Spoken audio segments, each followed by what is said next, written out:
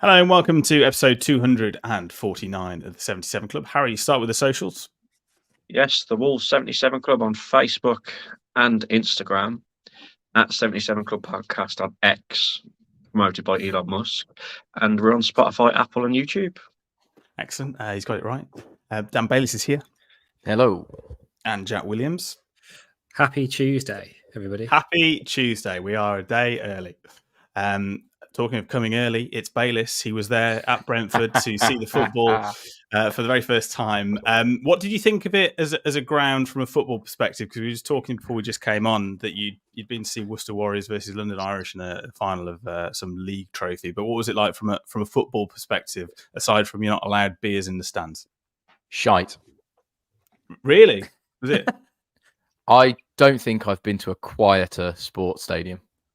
You could have gone to the international final of Tiddlywinks and there'd have been more atmosphere than the Brentford fans created. Did you not see the final of the Tiddlywinks this year? I'm sure Honestly, it's magic. Poked in the eye. But horrible. Carry on. The Brentford fans were an absolute disgrace. They are awful. I don't know what it is. I don't know if it was like bring your kids for a quid night or something, but Wolves fans made all the noise for the entire game. It was weird. It genuinely is the closest I've ever been to library football, other than the Emirates and Old Trafford. It was. You agree, Jack? You were there. I think it's a little harsh. I mean, yeah, the atmosphere was terrible, but I think Sam's question was more about what do you think of the ground itself, rather than what was the atmosphere like. I think, but I think it's a nice. I think it's a nice little ground, to be honest, from my point of view.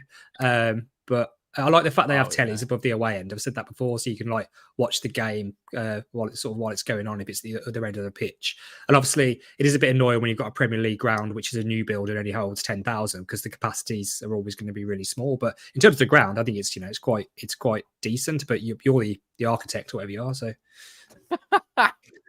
of his own downfall.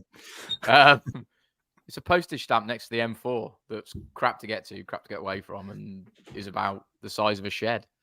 You're a miserable kid about this. You are actually miserable. You're just so negative about everything. I thought it was. I've been to lots of football stadiums. That is not one of the better ones. Very, very interesting. So I'll move on to Jack. Obviously, you were there as well. Red card in the 9th minute for João Gomez. Not a great start to the game. What were your thoughts at the time? Because obviously, when we see the replays and it's slowed down, it probably looks slightly worse than it was. I think this will be where Bayes and I disagree again, because in real time, it probably happened like in the middle of the pitch, didn't it? So, we're always going to be a fair bit away from actually seeing what happened.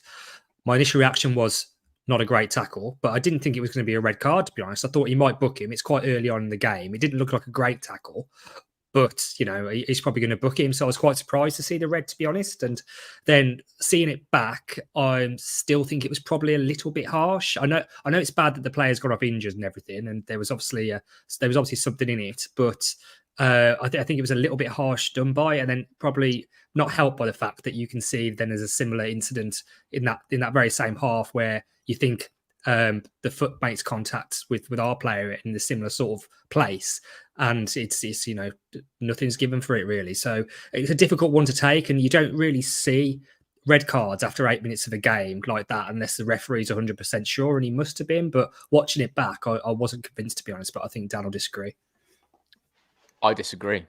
Why I think watching it in real time, it might be the angle I was, because I was right in the corner and I was just looking straight at it. It looked a bad tackle. When I instantly saw it, I thought, oh, he's in trouble here. Just the way he came in, it was from behind, and the guy went down like a sack of shit. I thought, oh, he's in big trouble here. And the lad I was with was like, oh, that's a bad one. Which it's taken us 4 minutes on the dot to have a go about fucking VAR. What a change. So on the pitch, looks a bad tackle. The guy's gone down, looks like it's killed him. Ref goes red. I had no real issue with that.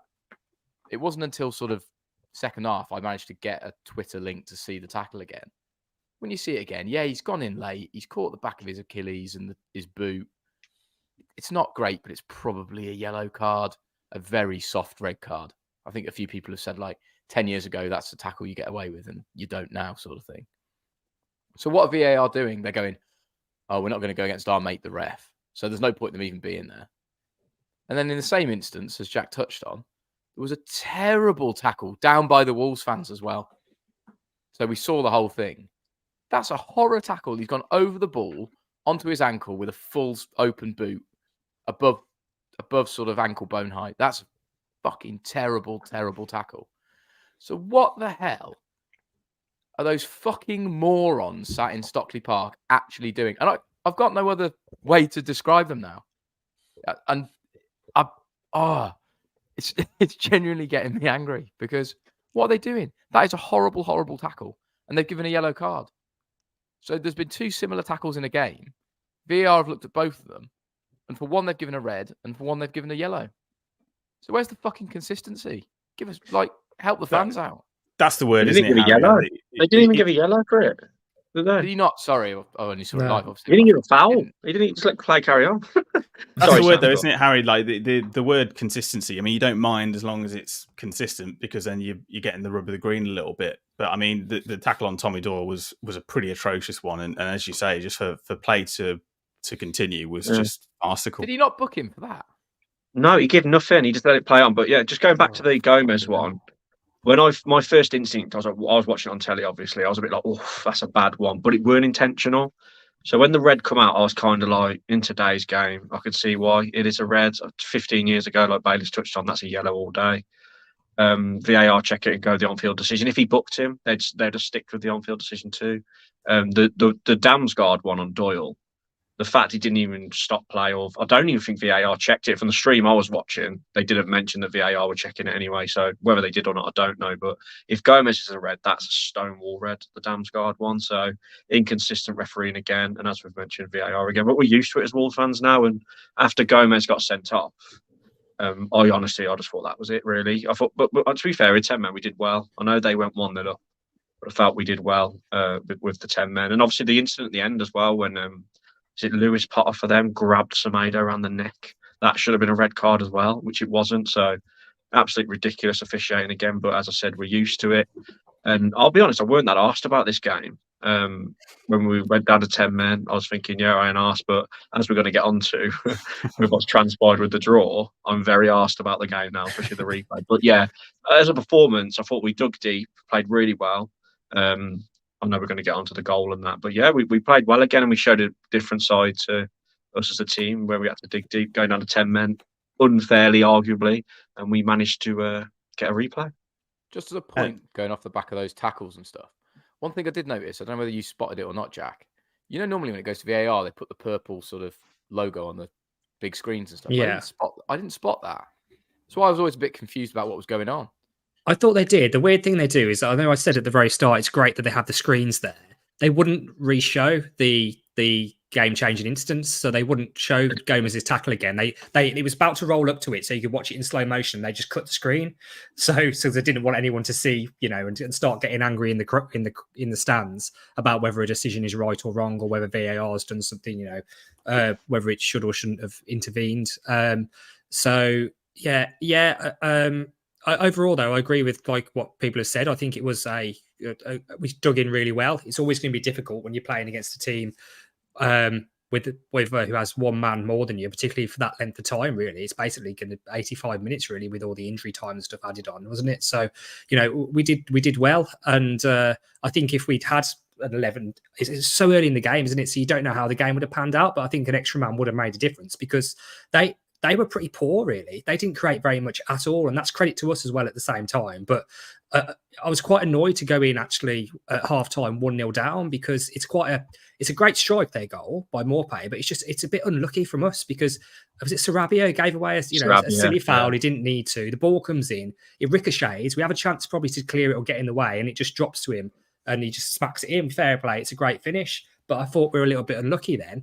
And we knew we had to come out in the second half and sort of, just take our chances when they came and be sensible about it.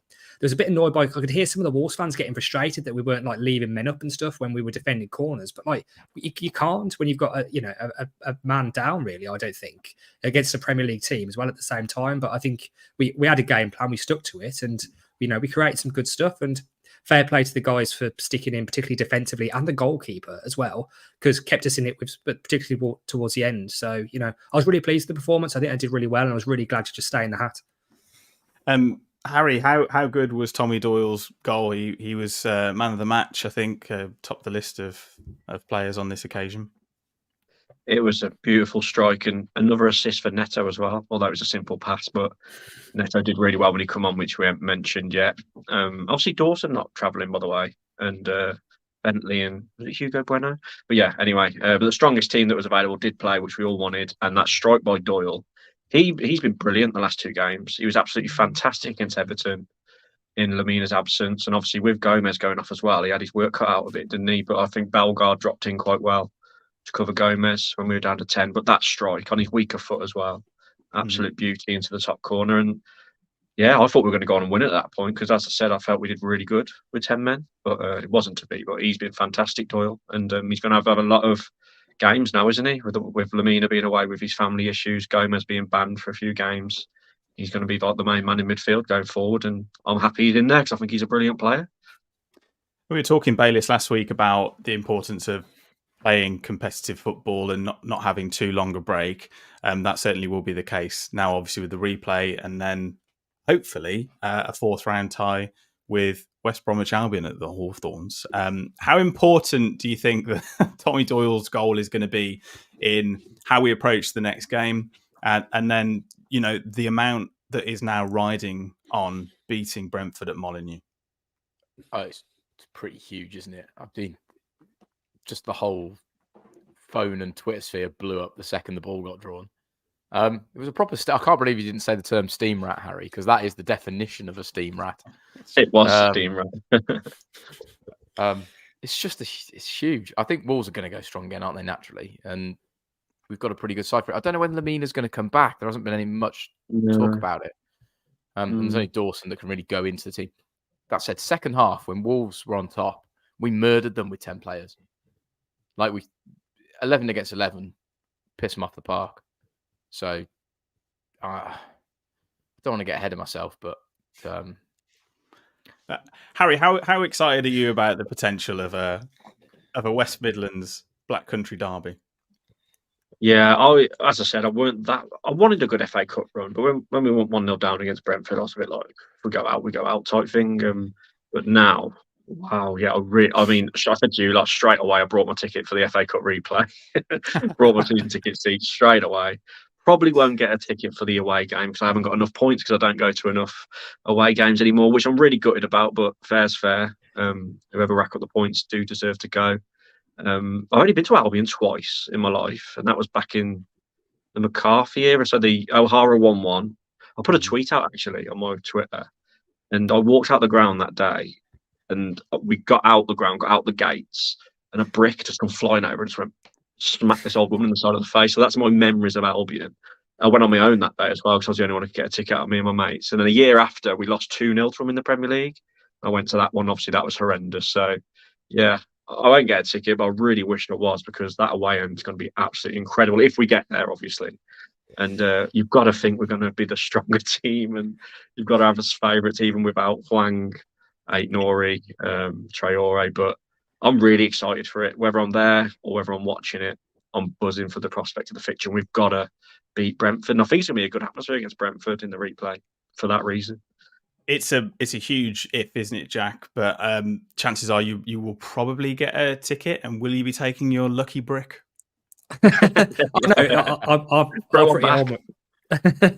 I'll almost certainly be getting a ticket if the game even takes place. That's it. Yeah, we're not getting ahead of ourselves. Everyone, you can't help but get ahead of yourselves because as soon as our name was drawn out last night, everyone was like, "Oh, hang on." Everyone knows how much that means, really. And I don't know any of you like watching. One thing that really annoyed me about the coverage of the draw last night, and I said this a few times on the group chat, is that the people in the studio or the presenters didn't clock that there's a potential Black Country derby there. And when they put up the draw at the end, and even social media outlets on Twitter like BBC, they're saying, here's the pick of the ties, and there's no mention of us. And what's happened now is we're actually behind teams like Wrexham because they're like, oh, Wrexham have got Blackburn. If you just said 5 years ago, Wrexham against Blackburn is a pick of the round, everyone would be like, what are you on about? Like it's ridiculous, and it is quite insulting, really. But it kind of goes under the radar a little bit. But it is like one of the feistiest derbies, let's say, in the country. isn't it? We know Yeah, that because we've all experienced it firsthand. Yeah. But all they're bothered about now is who the top 6 team and Ryan Reynolds teams are playing, and those are the ones who will get the game coverage. But it's a hypothetical because also, like we say, we're not there yet, but it's good for the club because I think it's boosted the sales. Like Harry said, he probably wasn't going to go, but now he's going to go to that home replay.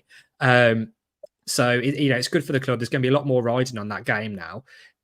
Some people were saying, particularly at the game on Friday night, that the last result they wanted was a draw. And particularly when it got to 1-1, I was like, I'll quite happily have a draw. Let's just get our name in the hat, because then we can see who we're playing. And as it's turned out, if we'd have just gone for it and lost 2-0 or 2-1 on Friday night, and then it's Brentford against West Brom and we've missed this opportunity, you just got to stay in as long as you can, really. And this proves it. So we can reassess.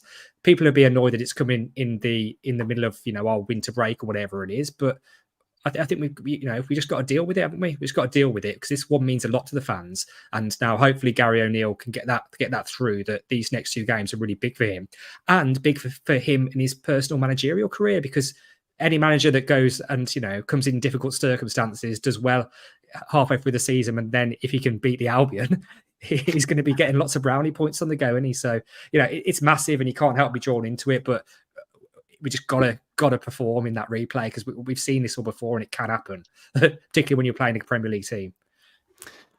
Harry's had his calculator out. I think, Bayliss, you've had your calculator out too. You've come up with 2 different answers, I think. I'll start with you, Bayliss. What was your thoughts on allocation? I think I got it to 4,027 is the maximum allocation. 4,000. And what was yours, Harry? Yeah. So, well, because you've seen they've give like other teams over the years like 5,200, which is obviously a lot more than 15%. But because this is a Black Country derby, they're going to sell out their home allocation, aren't they? So 15% is like 4,020 odd, like Bayliss said. But you've got to take into consideration the policing. The West Midlands police will be like, you ain't having your full allocation, no way, because of the trouble. So my guess will be it'd be about 3,500, because they'll have all the the police either side of the Smethwick end to try and stop the trouble, and bricks flying everywhere, as I've just mentioned. But yeah, so it's got people like Jack will get a ticket, obviously, in the away gold and silver season tickets, and it's going to be a big fight for the rest, and there's going to be tickets going for hundreds of pounds, I'd guess. Or if Bayes can get us a ticket in a box, or one of his mates, get a ticket in a box. Of course he can. It's a ticket in any box. It's an interesting one though, because if you remember back to, what was it, 2007, when they came to ours for the FA Cup, that was. So with the FA Cup allocations, obviously most people know, but it's usually 15% you're entitled to as an away support. It's more than for a standard league game, which is usually 10% or capping at 3,000. So the only way we could properly, safely segregate that, so they say, was to basically give the whole of the South Bank to the Albion, which, looking back now, is just such a stupid decision, isn't it? Did you ever see it again, Jack? Yeah, I was sat in the steeple low. I got moved. Obviously, I was too young at the time because we were teenagers. Remember, was it Jez Moxie offered us a pie and a pint to say sorry? Yeah. That is I think, thinking back now, that is the worst game I've ever been to at Molineux. Seeing the whole South Bank full of Albion fans losing 3-0, and them just going mental all game, ripping all the seats out, leaving Tesco carrier bags on. How Jez Moxie weren't sacked after that, I'll never know. Harry, one word: revenge. Oh god! This is the thing. My point was, this could work in our favour, because I don't know how it works at the Albion, but if the best way for them to segregate us would be to give us the whole of that stand, because they can't just give us the basic allocation. They have to give us more tickets than they normally would, otherwise it's a farce. So maybe if other teams in the past for cup games have had the whole stand, which is 4,500 odd tickets, maybe we'll get that. So they will give us that whole stand, but they'll just have loads of them black sheets and loads of police down the sides, because they won't just give it all. No way.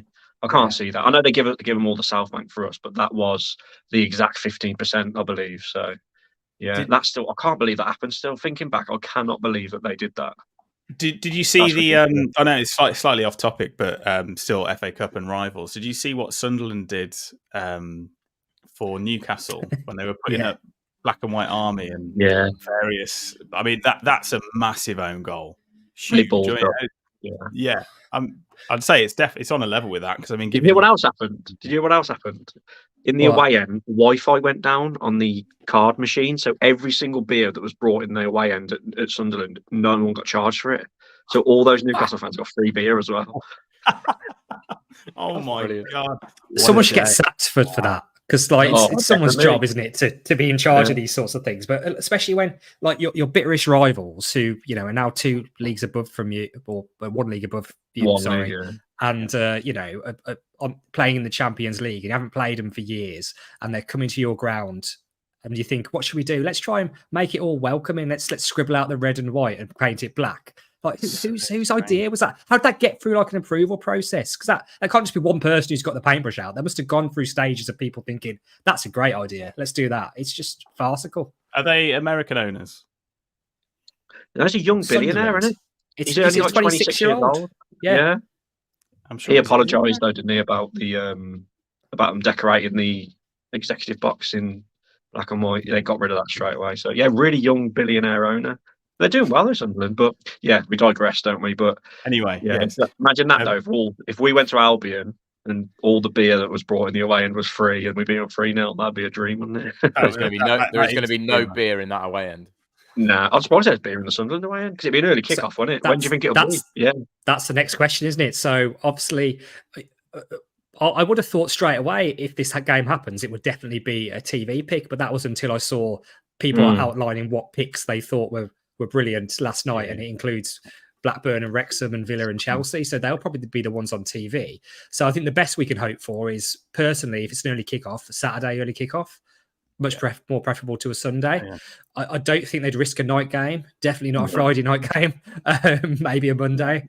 But it all depends on TV coverage. And I don't know how it works with the fact that they won't know if this game's definitely going to take place, or definitely take place with Wolves taking part, until a week today. Do they have to make the TV calls before then, potentially? I don't know. I don't know how late they leave it. Yeah. And it's all a very fast turnaround, really. And it's going to be quite a task for the Wolves' terrible ticket site, having to sell tickets for next week. A week turnaround to sell tickets for the replay, and then you've got to shift 4,500 tickets in another week and a bit. So it's going to be a whirlwind, really. It's all of a sudden looking like a pretty busy January if everything goes to plan, because obviously the 16th will be the replay. The 22nd is Brighton away, which I think might have a little bit of an impact as to what day the 4th round is played on. Because if we play on the Monday, could it then translate to the worst outcome? Is the midday Sunday. Hopefully it's the midday Saturday. Spoons, Bracky and a Guinness, isn't it? That's the. Why is it worst outcome midday Sunday? I'd rather that than Friday night, I think. Friday night would be nice. Friday night would be unbelievable. I wouldn't go home until Sunday. Sunday at midday was an Harry game. I don't know. I think I wouldn't mind a Sunday 12. I don't think. I'd start putting up the lost posters for Harry Mansell in Birmingham now. Are you just thinking about your journey up from London, Bailish? Is that what you're doing at Sunday 12? That's what you're thinking of. It makes a difference to me either way. But I genuinely think, because Sam, you've just said that, I completely forgot we've got Brighton on the Monday night. I think this will be a midday Sunday. But it won't be Friday. I'm confused about what Brighton's got to do with it, because Brighton's on the 22nd. That's still a week's recovery. Monday night. So it won't be Friday night, will it? There's no way they put us on Friday night. Teams play Thursday, Sunday all the time. It's not a big turnaround. So the Brighton game is fine. We could play on Friday. We could play anywhere from Friday to Monday comfortably, even Thursday night, really. But I don't think that'll happen. I don't think it'll be on telly because of what you've just mentioned about them not really taking much notice of it. And saying that, the thing is with Sunday games, the FA Cup of the weekend when it was just on, all the Sunday games were 2:00 and then 4:30 for the last game. On Saturday there was 3, 12 o'clock and 12:45 kickoffs. So maybe it will be Saturday 12:45 or 12. It will be, because the police are going to request an early kickoff, aren't they? They're not going to have it 3:00. No way, because they don't want people full of ale today. And was there any 2 bricks thrown, not one. Any Saturday 8:00 in the FA Cup? Is that a thing that they do? Oh my life! But we're getting ahead of ourselves. We've got to beat Brentford first. I keep forgetting we've got to play Brentford. In my head, it's already happening. Oh god! Here's the thing I find funny about the police being like, it's going to be 12:00, so they don't drink for a 3:00 kickoff. completely underestimating the fact every single Wolves fan will go straight to a Spoons. That's an absolute skin feel from 7 anyway. Yeah. And you haven't got to travel very far, have you? It's not like you've got to sit on a train Easy. for 4 hours to get there. It is down the road, so it's not far to go at all. Let's move on to January transfer window. Harry Matt Hobbs has dropped his newsletter or whatever it was, just talking about transfers. But he said he wrote a lot without really saying anything. Is probably the way I'd assess it. First of all, I think it's good that they're communicating. It's very refreshing. They haven't done this in recent years, so that's really good. But yeah, a lot of what we expected really. But they're not really looking to spend in January. They will if they have to. We're only going to bring in players that are better than what we've got. We want to develop players within all the usual rubbish we see. But I still think we'll at least see one person coming. We've got it with Sasha and Fabio going. Although we should recall Fabio if we do get the Albion for obvious reasons. He knows how to score against them. But yeah, it's just whether Hobbs is just being cautious with his words as well, because he don't want teams thinking, oh, Wolves are going to be active. You know what I mean? Could be that sort of tactic. We don't know, but we've got to bring some in, surely. At least one striker on loan. Is it going to be Danny Wings? Is it going Danny to be that Wings? from PSG?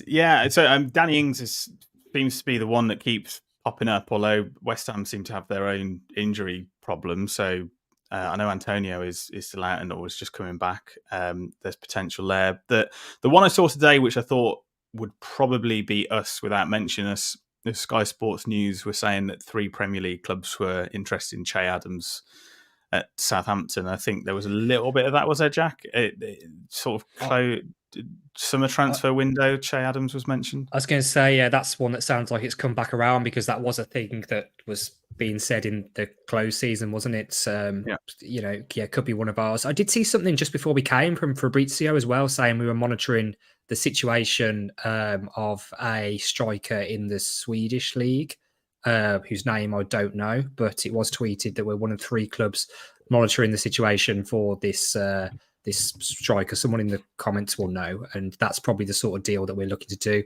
Apparently he's only got half a year left on his contract, so so those sorts of things. But yeah, we definitely need to bring in some reinforcements, because as you said, we've lost 2 of our strikers. We've got no strikers really, with Hwang being away as well, and we're very thin on the ground, particularly in January, and we've got extra games which probably aren't helpful, but will be against the Albion, so we've got to do some business, otherwise the squad's just looking too thin again. So I think it will have to be the right transfer, a sensible transfer, potentially a loan or a loan to buy, but I think they'll do it, and you've got to trust them, because they have done quite well lately, I think, overall on transfers, if you take out the Guedes and the Sasha Kalajdzic, which seems to be a bit of a disaster, but I don't take know out why. all the bad ones.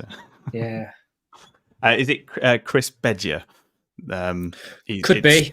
It's Switzerland. 28 goals in 2023. Apparently, I think that's the one that Fabrizio has tweeted about. Dan, would you take Jordan Henderson? I know he's been making headlines by going, it's actually a bit shit out here. No, that hypocrite can go fuck himself. Excellent. Harry, would you take Jordan Henderson? Oh man, it's so funny, isn't it, that he wants to come back. I said to you, I would just do so much for 700 grand a week, but he's just moaning about being in a league where 400 people watch him. But sorry, just to go back, Sasha Kalajdzic as well. Part of the reason why he went apparently is because of family issues as well. I don't know if you saw that. So it weren't just because of lack of game time. I think maybe he's a bit homesick. I don't know, or something. I don't know the full details. But that was mentioned in something I read. So yeah, but also he wants to play. But Henderson, we could do with him. We need a midfielder, don't we? But he does pass it sideways a lot, so maybe not. He won't be able to afford his wages, though, would he? What he's been used to. No. Come on. And I think Alatifik have said, we're not going to sell you just because you want to go. I think they built a state-of-the-art gym as well or something, because he came and went, the gym's a bit rubbish, so they built him a completely bespoke one.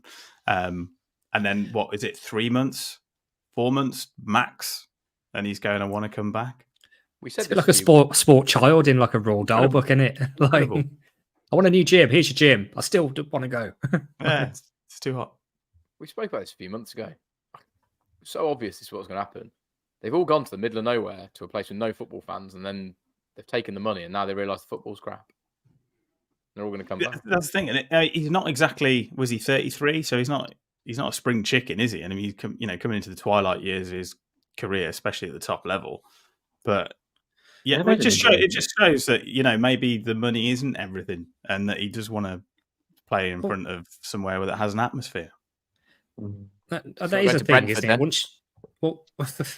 Once you've got a load of money, though, what's more money? Because he's probably got enough money to do whatever he wants, realistically, just from his career before going to Saudi. So, and I imagine, I've never been to Saudi Arabia, so I can't comment, but I'd imagine it's quite a culture shock or quite a culture difference to even places in Europe or definitely North America. I'd imagine it's quite different. So I guess it can be a bit hard to adjust, and it'd be bloody hot as well, wouldn't it? That sort of desolate place with the massive wealth divide and loads of trouble and problems every now and again.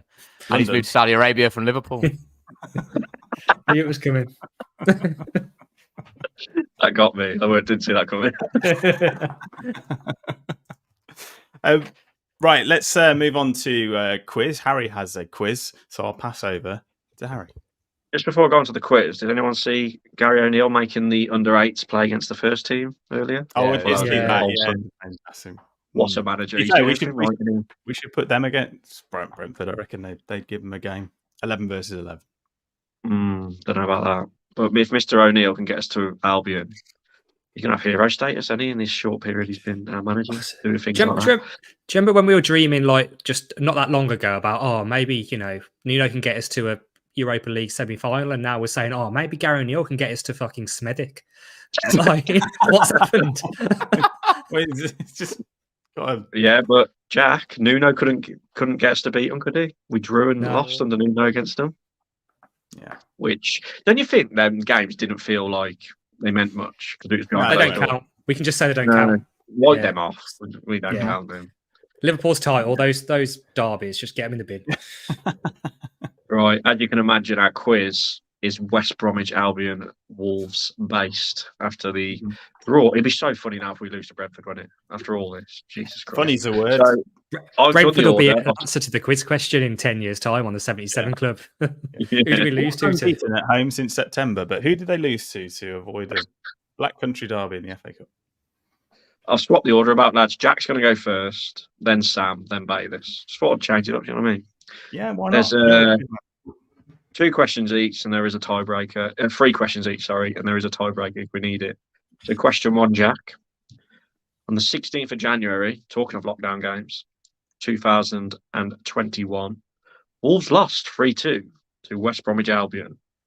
Fabio scored one of our goals. Who scored the other Wolves goal that day? Willie Bolly. Wow, I thought you'd struggle with that. Did you two know that, Sam and Bailey? Did you? It's not that long ago, is it? But when I looked it up, I couldn't remember who scored the other one. I thought you'd all struggle. Oh no! Oh, sorry. He's gone. I win by default. I'm back. You're back. I'm back. That's quick. What happened? Am I back? Yeah, sorry, I dropped Just out for like a few seconds. Yeah, that was weird. Sam, question 2. Wolves last beat West Bromwich Albion in 1996 away. Famously, Ewan Roberts got a hat-trick. Who scored the other Wolves goal that day? Wolves beat them 4-2, by the way. Can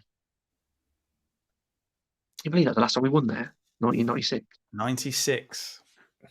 Ewan Roberts' hat-trick. Who got the other Wolves goal? Neil Emblem? The old ones. No, you should have just gone obvious. You know who it is, don't you? Bully. Oh, Steve Ball. Yeah, and good celebration in front of the away end as well. There we go. Everyone in the comments going mad. Look, Michael Burge, David Wright. Should know that Sam. Call yourself a Wolves fan. We were 5. I was trying to be clever. Yeah, we were 5 years old. Yeah. Bayliss. On the 11th of March 2007, Wolves beat West Bromwich Albion 1-0 at Molineux. Who scored the goal in the Championship?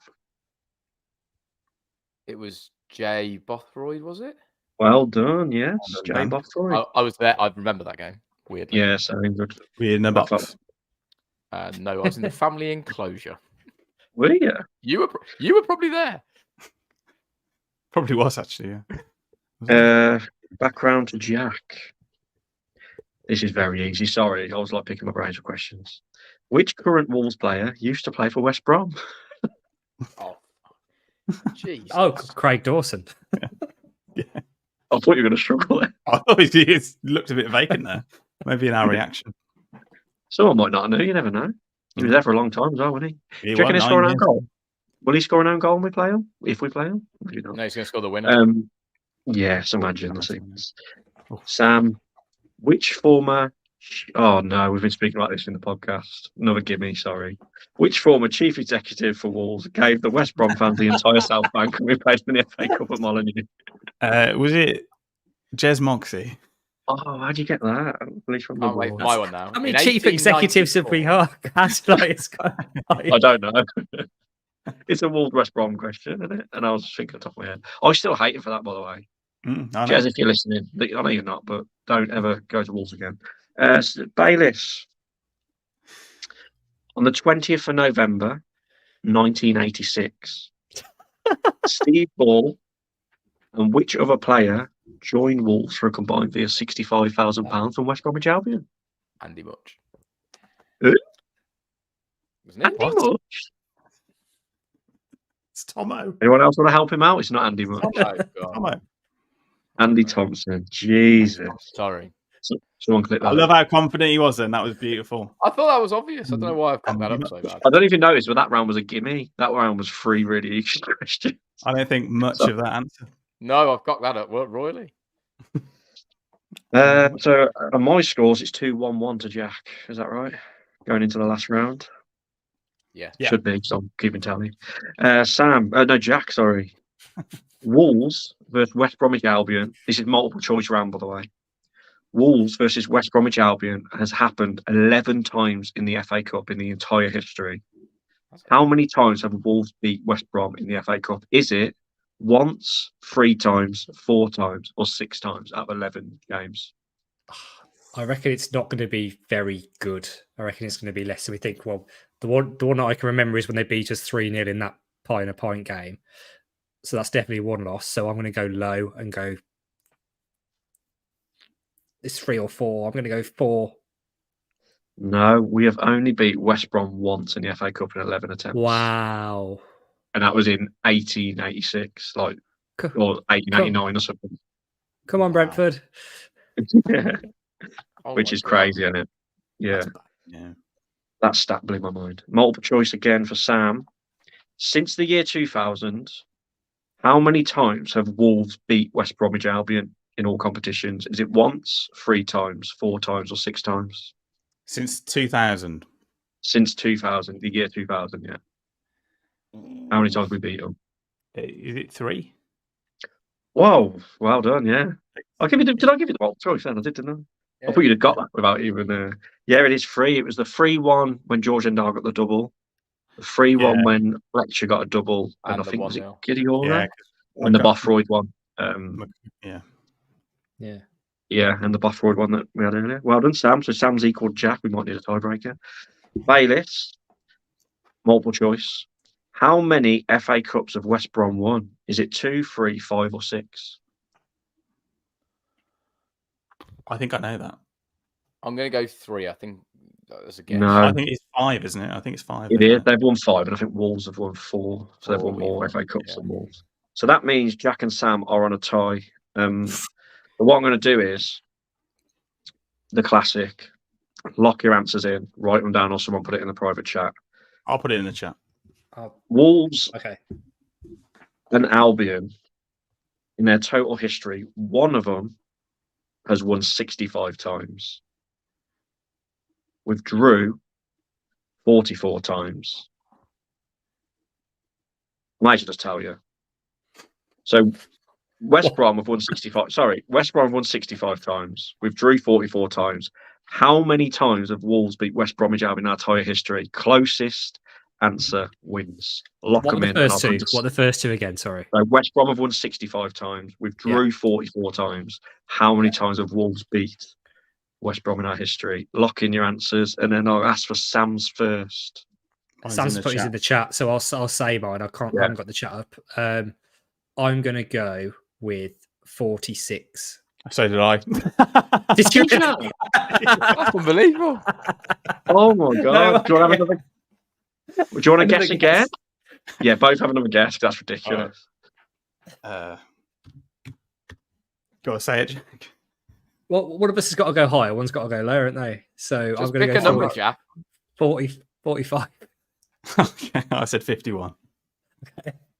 Wow. So the winner of this week's quiz is Sam. The correct answer is Oh. 53. Oh, look at that. 2 out. Well done. Lovely. Good first I game. Well, enjoyed quite that. close. Let us know how many you got on the Wolves West Brom quiz. Thank you for doing that, Harry. We'll say goodbye to Harry Mansell. I can't believe we've dedicated a whole podcast to that. If we lose, we're I going to know, look yeah. such I'm gonna idiots. delete you. But yes, thank you for listening. Please beat Brentford next Tuesday. Please beat West Brom. After that, that's all we're asking for. See you in a bit. Dan Bayliss, goodbye. Yeah, this podcast might only be up for a week. We don't want to end up like in that video during the lockdown when we lost to them, where they did the montage put together of all the who was in that, by the way? watch-alongs. I've Who was never in seen that? it, so- I was. Were you in it? Were you? Was you, Yeah. you Dazzle and Finn. I mean, that's a point. Oh, that tweet that was going around, Jack. Technically, you three are YouTubers now, but that lad did tweet out saying Wolves YouTube nonsense are not allowed to West Brom away. It's not our Wow. fixture, so none of us are allowed to go, especially me, especially Dazzling Dave, especially Spare ticket Finn, then. talking Loads of Wolves. spare tickets. There you go. It's a Yeah, goodbye no from nonsense allowed. Jack Williams. Goodbye. And it is a goodbye from me. Goodbye.